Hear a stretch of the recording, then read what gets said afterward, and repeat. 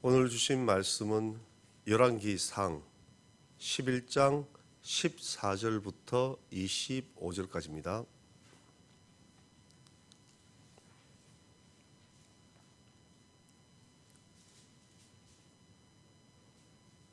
네, 열왕기상 11장입니다. 14절부터 25절까지 한 절씩 교독하시겠습니다. 여호와께서 에돔 사람 하닷을 일으켜 솔로몬의 대적이 되게 하시니 그는 왕의 자손으로서 에돔에 거하였더라. 전에 다윗이 에돔에 있을 때 군대 지휘관 요압이 가서 죽임을 당한 자들을 장사하고 에돔의 남자를 다 쳐서 죽였는데, 요압은 에돔의 남자를 다 없애기까지 이스라엘 무리와 함께 6달 동안 그곳에 머물렀더라. 그때 하닷은 작은 아이라. 그의 아버지 신하 중 에돔 사람 몇몇과 함께 도망하여 애굽으로 가려 하여 미디안을 떠나 바란에 이르고 거기서 사람을 데리고 애굽으로 가서 애굽 왕 바로에게 나아가매 바로가 그에게 집과 먹을 양식을 주며 또 토지를 주었더라. 하닷이 바로의 눈앞에 크게 은총을 얻었으므로 바로가 자기의 처제 곧 왕비 다브네스의 그의 아내로 삼매. 다브네스의 아우가 그로 말미암아 아들 그누밧을 낳았더니 다브네스가 그 아이를 바로의 궁중에서 젖을 떼게 하며 그 그누밧이 바로의 궁에서 바로의 아들 가운데 있었더라. 하닷이 애굽에 있어서 다윗이 그의 조상들과 함께 잔 것과 군대 지휘관 요압이 죽은 것을 듣고 바로에게 아뢰되 나를 보내어 내 고국으로 가게 하옵소서. 바로가 그에게 이르되 내가 나와 함께 있어 무슨 부족함이 있기에 내 고국으로 가기를 구하느냐. 대답하되 없나이다. 그러나 아무쪼록 나를 보내옵소서 하였더라. 하나님이 또 엘리아다의 아들 룻손을 일으켜 솔로몬의 대적자가 되게 하시니 그는 그의 주인 소바왕 하닷에셀에게서 도망한 자라. 다윗이 소바 사람을 죽일 때에 룻손이 사람들을 자기에게 모으고 그 무리의 괴수가 되어 다메섹으로 가서 살다가 거기서 왕이 되었더라. 솔로몬의 일평생에 하닷이 끼친 환난 외에 르손이 수리아 왕이 되어 이스라엘을 대적하고 미워하였더라. 아멘. 네, 오늘 말씀은 솔로몬의 대적자 하닷과 르손에 대한 말씀을 다루고 있습니다. 우리 앞에 10장 23절에는 솔로몬 왕의 재산과 또한 그의 지혜가 세상의 어느 왕보다 크다고 말씀을 하고 있습니다. 솔로몬은 자신의 재산과 지혜 그리고 그의 모든 것이 하나님의 은혜로 주어진 것을 망각하게 됩니다. 솔로몬은 하나님으로부터 점점 멀어져가는 길을 걷게 됩니다. 그것의 가장 큰 것은 하나님께서 일찍이 이스라엘 자손에게 말씀하신 이방 여인과 통혼하지 말라는 말씀을 그가 저버린 것입니다. 통혼을 하게 되면은 어떻게 되는지, 통혼이란 이방 여인과 결혼하게 되는 것을 말하고 있습니다. 이렇게 통혼을 하게 되면 일어날 일에 대하여 하나님께서는 분명히 말씀하셨습니다. 그것은 그들이 반드시 너의 마음을 돌려 그들의 신들을 따르게 하리라고 친히 말씀하셨습니다. 여기서 말하는 그들이란 이방 여인들을 말을 하고 있습니다. 그러나 솔로몬은 하나님의 말씀보다 이 이방 여인을 사랑하는 마음이 더 컸었습니다.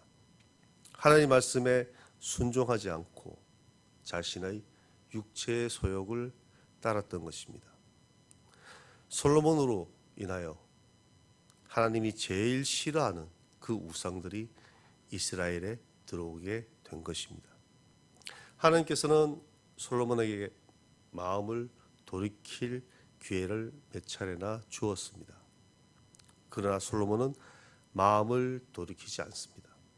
그 결과 하나님께서는 솔로몬의 다음 세대에 이 이스라엘을 빼앗아 솔로몬의 신하에게 주겠다고 말씀하십니다.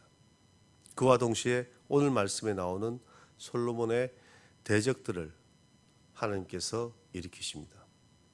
14절 말씀입니다. 여호와께서 에돔 사람 하닷을 일으켜 솔로몬의 대적이 되게 하시니. 아멘. 솔로몬의 대적 이 하닷을 일으키신 분이 여호와 하나님이심을 분명하게 말씀을 하고 있습니다. 이처럼 하닷은 에돔의 왕자였거나 또한 왕의 혈통을 이은 사람이었습니다. 어린 시절 다윗의 군대 지휘관이었던 요압이 에돔에서 6달 동안 에돔에 있는 모든 남자를 죽이는 것을 그는 어린 시절 보게 됩니다. 하닷은 다행히 아버지의 신하의 도움으로 애굽으로 피신하게 됩니다. 그리고 바로의 도움을 받게 됩니다. 바로는 하닷에게 집과 양식과 그리고 토지를 주고 심지어 자신의 처제를 그의 아내로 삼게 합니다. 그리고 그누밧이라는 아들을 갖게 됩니다. 그 아들은 바로의 궁중에서 또 지내게 되고 바로의 아들과 같은 수준의 생활을 하게 됩니다. 하닷은 애굽에서 그의 생활이 아주 평온한 삶을 이어가게 됩니다.